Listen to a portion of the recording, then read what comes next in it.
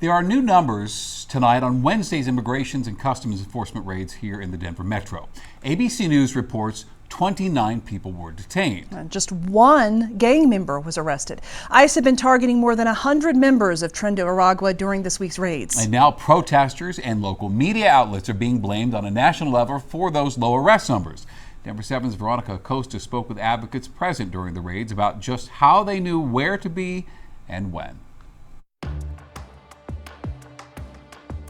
On Wednesday morning, in two different Colorado cities, there was a shared experience for some. And I heard the pounding. They knocked very intensely. Crystal Villa lives at the Cedar Run apartment complex in Denver. Is anyone in the house? She captured this video of federal agents at her door this week. I don't have anything to hide at all. Less than 5 miles away, V. Reeves was staying with an immigrant family at the edge of Lowry in Aurora. We didn't have an exact date, an exact time when it could happen.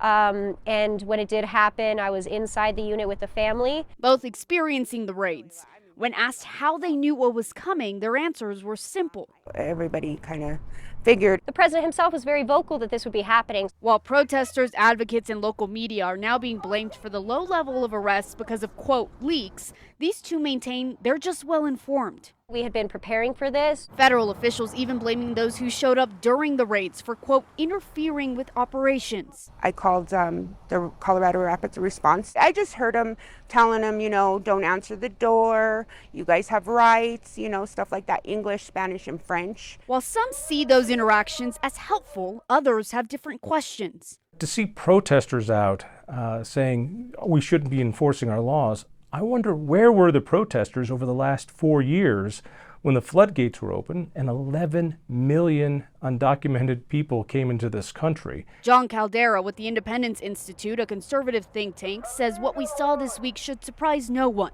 Why people are upset when the federal government is finally doing its job, I just don't understand. And when it comes to those, quote, leaks, Villa and Reeves both say that's simply not true. They point to preparedness. When immigrants are under attack, what do we do? Stand behind us!